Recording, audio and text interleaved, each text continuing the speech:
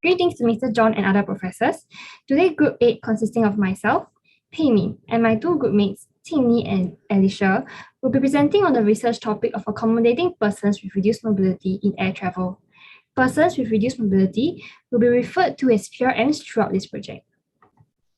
This is the overview of the content we'll be going through today. Starting with an introduction to the topic, the existing literature will be presented, followed by the research methodology. The findings and process of data analysis will be explained for the survey and focus group discussions respectively. From the findings, the recommendations will be given, followed by limitations for the research project. Lastly, we will have the conclusion. Before we begin, allow me to share this story. Imagine you are a passenger traveling on a wheelchair for a work trip. You entrusted the airline with your custom wheelchair, but you ended up getting lost. Situated in a foreign land, you're unable to get any proper explanations despite trying many platforms. This is the story of a Malaysian man with disability that was left stranded in Dubai after Singapore Airlines forgot to place his custom wheelchair on flight. In an article by Mothership, the Malaysian man that suffers a spinal cord injury traveled with Singapore Airlines from KL to Dubai after hearing about their quality service. He entrusted his custom wheelchair, which is critical to his mobility and also cost a whopping $7,000 to Singapore Airlines. However, when he arrived at Dubai, his wheelchair was nowhere to be found. He called several hotlines, but all to no avail. When he resorted to sending a message on Twitter, SIA instead asked if he was applying for a cabin crew position. PRMs encounter many of such problems and they are often unable to find a resolution. Unlike an able-bodied person where losing their baggage during transit can cause much inconvenience, this is minute as compared to what the Malaysian man faced as he is unable to travel around but can only sit there and wait and have to miss his plans for the entire day. Despite airlines, airports, and ground handlers putting in more initiatives for PRMs, there still seems to be much lacking to provide a comfortable traveling experience for PRMs. Therefore, it is necessary to reinvent the air transport industry and propose more effective measures to enhance the passenger experience for the PRMs. With that, let me give an introduction to our project. The aim of the project is to determine if current initiatives in the aviation industry of Singapore are sufficient and satisfactory for the PRMs with varying severity of disability. The scope of the research is limited to the Singapore setting. Furthermore, other forms of disability such as the hearing, visually, and intellectually impaired will not be considered in this study. In addition to hearing the views from PRMs, the views of aviation personnel were also looked at to provide a holistic perspective, including the supply side. Research objectives were identified in relation to the aim of this study. Firstly, the team hopes to evaluate the current travel experience and identify pain points for PRMs with varying severity of disability throughout the travel journey. Following that, the team will provide possible recommendations for improvements at identified pain points. Lastly, the team also aims to evaluate the regulatory environment between Singapore and other markets with regards to support for PRMs. In this project, PRMs refers to any person whose mobility and physical abilities is reduced or incapacitated by a physical disability. IATA reservations interline message procedures could serve as the communication standard for handling passengers. They comprise of standardized special service request codes used in the industry to indicate the needs requested by PRMs. In the table, PRMs are further classified according to the codes to specify the assistance needed. Thus, we can see that PRMs with different levels of disability severity require different amount of assistance and have different needs. The air travel journey identified for this research focuses on the three touchpoints of pre-flight, during flight, and post-flight. Pre-flight includes the airline check-in, immigration check, and boarding process. These are mostly accomplished in the airport environment with assistance from the airport, airline, and ground handling staff. On board the aircraft, important services are related to the wheelchair service, user-friendliness of the bathroom, and safety information. Most airlines require or encourage their passengers to make a request online if any assistance is required.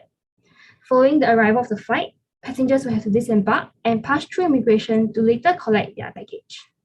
This journey is adopted as a guideline for the structure of our report and survey as well. Moving on to the literature review, I'll be presenting the literature found in three parts. Firstly, law and regulations. Secondly, facilities and services. And lastly, service attitudes.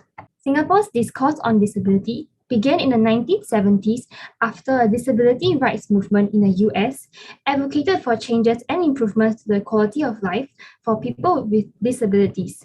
However, it was not until 1981, when Singapore hosted the World Congress of Disabled Peoples International, that considerable 11 environmental reforms occurred. However, there seems to be a lack of studies in aviation.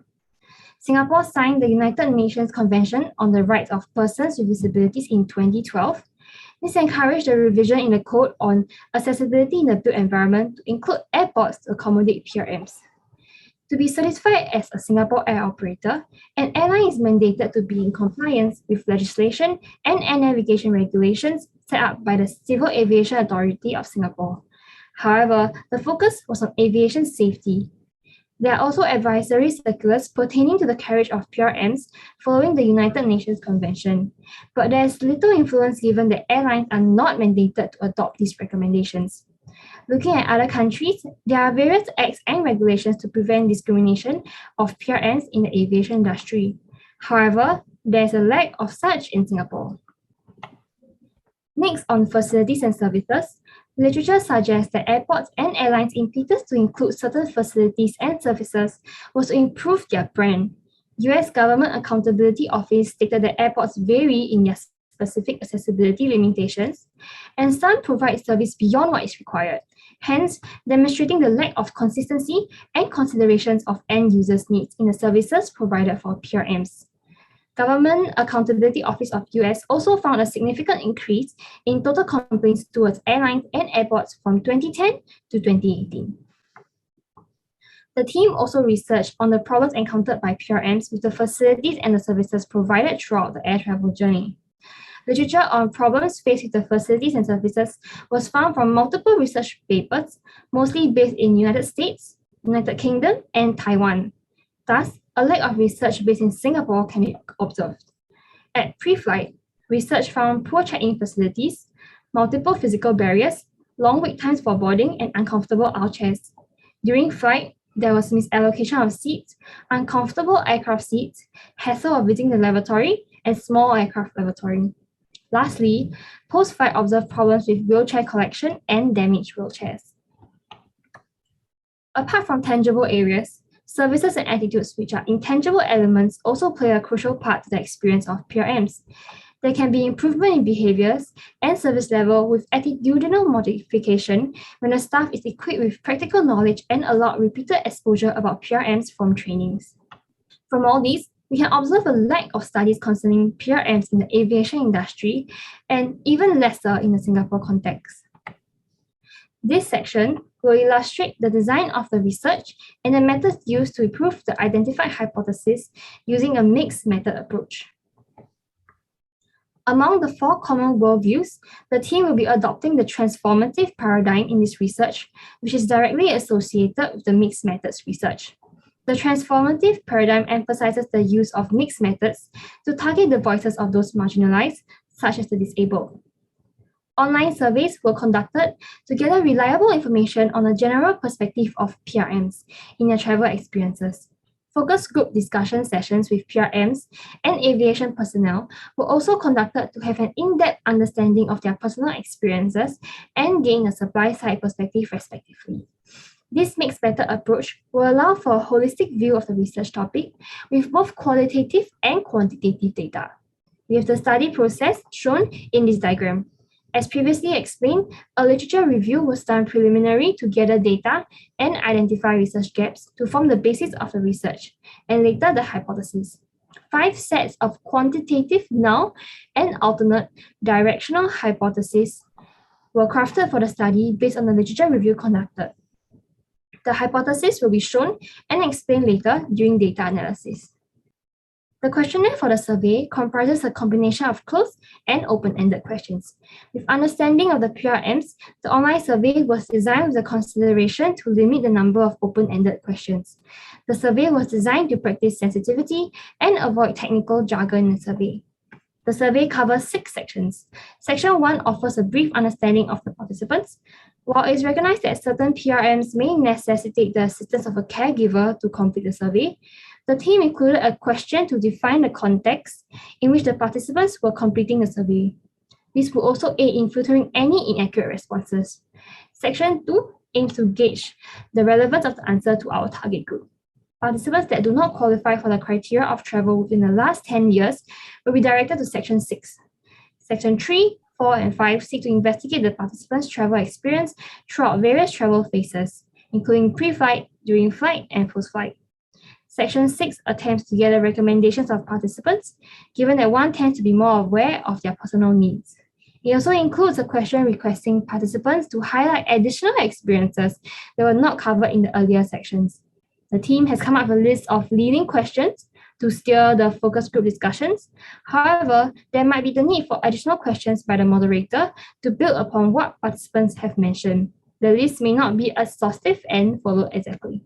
For suitable participants, the team approached related associations that will provide a greater reach to the team's niche target group and enable the team to reach a target sample size of 200 to 250 participants. Furthermore, the team contacted individual participants from the airline or airport personnel to contribute to a focus group discussion.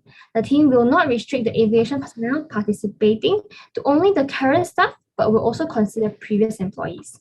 Each team member was assigned a list of relevant associations and suitable candidates to contact via their student email. To ensure relevant data is collected, the team informed associations to reach out to participants that have preferably traveled in the past 10 years. Some participants were also approached on the streets and through Instagram. For aviation personnel, the team liaised through personal contacts and the LinkedIn platform. The team applied a parallel and sequential approach to data collection.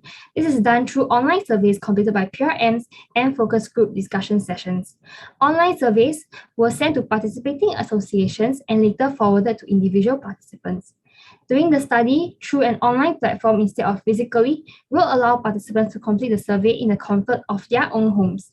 Furthermore, online surveys will reduce unnecessary physical contact during the current pandemic period and is a more effective way to disseminate the questionnaire to more participants. The team has taken into consideration the inability to clarify any doubts immediately. Therefore, extra effort has been placed into making the questionnaire straightforward. Moving on to the focus group discussion, the team gathered groups of PRMs and aviation personnel from airlines, airports, and ground handling companies respectively. The focus group discussions were conducted through multiple sessions to accommodate differing schedules, especially for aviation personnel having the possibility of shift work. Due to volatile COVID-19 restrictions and difficulties in location accessibility, focus group discussions were conducted online. With the use of technology to facilitate the focus group discussion, it will reduce the inconvenience of having the PRMs to travel to the location. However, it is noted that a lack of group dynamics might limit discussions. Therefore, moderators took extra effort to encourage interaction. Upon the collection of data, the team analyzed them using tools. To test out hypotheses, the team utilized the traffic light or red, amber, green system to analyze the numbers, which creates a clear depiction of the satisfaction level in percentage. One-way analysis of variance, ANOVA, was applied to test the observed aggregate variability and identify statistical significance between two variables in a hypothesis using an F-test. The number of independent variables used determines the test to employ. With one independent variable, the team used one-way ANOVA test. With most parts of the survey crafted using a Likert scale, the survey data consists mostly of categorical data. To analyze the categorical data, mean, mode, and median distributions were used. Data was also analyzed through graphical analysis to form line charts, bar charts, and group bar charts. I will pass on the time to Alicia to continue the data analysis. Thank you, Pei Min. Moving on, I'll be presenting the survey findings upon conducting data analysis. Firstly, the demographic of survey respondents consisted of PRMs ranging from different age groups and gender, with over 50% of respondents being PRMs that are only able to travel on wheelchairs. In the next section, I will be discussing the results of our survey in relation to the hypothesis developed. As aforementioned by Pei Min, there will be 5 sets of null and alternate hypotheses. Firstly, hypothesis A aims to identify if there's a negative effect on the type of assistive devices used by PRMs on the check-in experience. Using the red, amber, green system, it was observed with the increasing width of the assistive mobility device, the check-in experience decreased. As such, it was identified that the type of assistive device has a negative relationship with the check-in experience, allowing us to prove the alternate hypothesis true. In hypothesis B, the impact of PRM's severity of mobility impairment and flight length on their experience with aircraft lavatories was investigated using a bar graph with a trend line. PRMs were categorized into 3 levels, with severity level 3 or SL3 being PRMs with the highest level of mobility impairment. With reference to the trend line, it was found that aircraft lavatories were increasingly unsuitable as PRM's mobility levels decreased, making us accept the alternate hypothesis. Hypothesis C studies the presence of a negative correlation between PRM's satisfaction level with the air travel journey and the severity of disabilities. The average satisfaction levels were studied across the various touch points, and results were displayed using a trend line where a drastic decrease in the satisfaction level of our chairs was observed across all PRMs. It was also observed that with increased severity of mobility impairment, PRMs reported lower satisfaction level in most touch points. As such, the alternate hypothesis can be accepted. Applying the one-way ANOVA test, the presence of statistical significance between the frequency of travel for PRMs and their out-chair experience was tested. In ANOVA testing, statistical significance can be proven when the p-value is less than 0.05 or when F statistic is greater than F critical. As the results presented did not fulfill either criterion, it is proven that there is no statistical significance between the two factors, allowing us to accept the null hypothesis. Similar to hypothesis B, a group bar graph was utilized to understand if there's a positive relationship between the initiative of airport and airlines on PRM's travel frequency. With reference to the gradient of the insufficient initiatives line, it is indicated that PRMs who felt there were insufficient initiative steeply decreased with increased travel frequency. As such, we can accept the alternate hypothesis as true. We will now be moving on to discuss the findings and data analysis conducted for the focus group discussions. Firstly, we will be discussing the findings gathered from aviation personnel. Findings gathered from aviation personnel highlighted safety issues to be the top priority with regard to the airport operations. Handling procedures of low-cost and full-cost carriers were identified to be similar upon understanding the standard operating procedures for cabin crews. Cabin crews and DTMs both agreed that PRMs face long waiting times for their wheelchair upon arrival. Resource constraints and transportation of wheelchairs safely were identified as issues RAM staff face with regard to serving PRMs. In addition, improvements such as streamlined communication between different stakeholders were proposed. Aviation personnel also recommended for a protocol to be in place for engaging wheelchair assistance services. With this protocol, it aims to prioritize PRMs for wheelchair assistance services, allowing for better resource management. Provision of a lift to transport wheelchairs at ramp, wheelchair-friendly aerobridges, and transfer mats to assist the transference of PRMs between aircraft seats and out chairs were also part of the technical suggestions provided by the aviation personnel to improve the air travel experience for PRMs. Next, we'll be looking at the findings gathered with the PRMs through the focus group discussions. Across the 3 focus group discussions conducted with the PRMs, it was understood that many had experienced being provided with varying information by check-in staff, causing great unhappiness in their travels. Furthermore, staff would often rely on their heuristics despite being uncertain of the correct procedures. One instance was when a check-in staff insisted for the PRM to remove the batteries in her wheelchair. However, after facing much struggle in removing the batteries from her wheelchair, the same PRM was later informed by another staff that she did not have to do so. PRMs also mentioned the lack of facilitation knowledge by wheelchair assistance staff, which has caused injury on several occasions. Cabin crews have also demonstrated overcompensating behavior, causing PRMs to feel uncomfortable and awkward. PRMs also reported that there were occurrences where wheelchairs or out chairs were not provided. Even when it was provided, There was inadequate cushioning on airport wheelchairs and aisle chairs, which PRMs with more severe mobility impairment require for support. Similarly, PRMs highlighted the need for improved communication across different stakeholders and better staff training. Adequate provision of services and amenities in areas such as concierge services, aisle chairs, as well as extra supports across all seats from aisle chairs to aircraft seats were also proposed to help enhance their travel experience. Now I'll be passing the time to Tingmi. Thank you, Alicia. Moving on to recommendations and improvements. Based on a survey and focus group discussion analysis, the team has come up with several recommendations and improvements that could help further enhance the travel journey for PRMs. The next few slides will further explain each idea and how it will benefit the PRMs. One of the key problems that was identified from the survey and focus group discussion was the inconsistency of information related to the procedures of handling PRM's wheelchair. As such, the team would propose to have standardized procedures on an international scale, collaborating with ICAO and IATA.